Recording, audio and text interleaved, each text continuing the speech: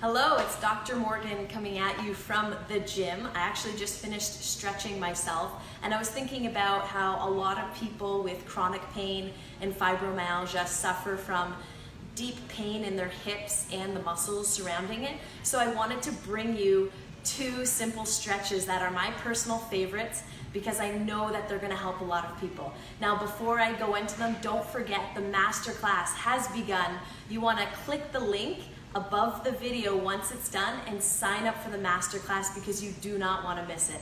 So the first stretch we're going to do is for your psoas muscle, which is also called your hip flexor muscle, and it sits right here on the front of your hip. I'm going to show you two variations of this stretch. The first variation is where you're standing and one leg is forward and one leg is back. Now with the leg that's forward, you want to make sure that your knee does not go forward in front of your toe. You want to ensure that your knee stays on top of your ankle. With your back leg, your heel can be off the ground. You want this to be comfortable. This is not a stretch for your calf muscles. The most important thing is that your hips are squared forward. The number one mistake I see people doing with this stretch is that they shift their hips to be open and they're not going to get the stretch that they need when they do that. So square them forward.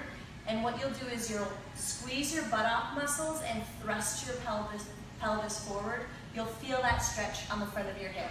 If you want to feel it more, you can raise the same arm that has the leg stretched back up in the sky and thrust your pelvis forward, and you'll feel that stretch increase. So the second variation is a little bit easier when it comes to balance and coordination, but you want to make sure that you have padding for your knee. So I'm using a mat here, but if you're at home, you can even go ahead and use a pillow. So you place the pillow on the ground, and you'll put your knee on the pillow or the mat, something that's soft, so that you're not aggravating your knee joints.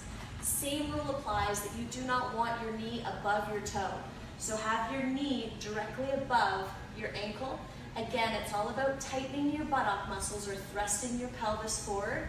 And to increase the stretch, lift your arm up in the air and hold that stretch for 30 to 40 seconds. All of your stretches do both sides. Even if you only feel pain on one hip or in one leg, make sure you're stretching both sides always and holding your stretches 30 to 40 seconds. My second favorite stretch is for your piriformis muscle, which sits right here, and your glute muscles. And again, I'll show you two variations. The first one is my personal favorite.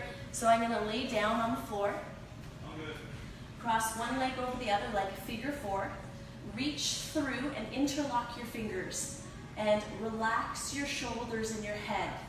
A lot of people put a lot of strain into their neck when they do this stretch. Relax and feel the stretch in your hip. So from this direction, I would be feeling the stretch right in through this hip. So the second variation of this stretch, you can do pretty much anywhere, including work. So you're going to sit down on a chair, make sure that you're sitting up nice and tall. Cross one leg over the other like a figure four. Again, keep your back straight. Lean forward slightly, and you'll feel the stretch into your buttock and your hip. Again, keep your back straight. So hopefully you find those tips really helpful. Again, those are my two personal favorites to help loosen up my hip joints. Again, you do not want to miss the masterclass, so click the link above the video and sign up today. You are one step closer.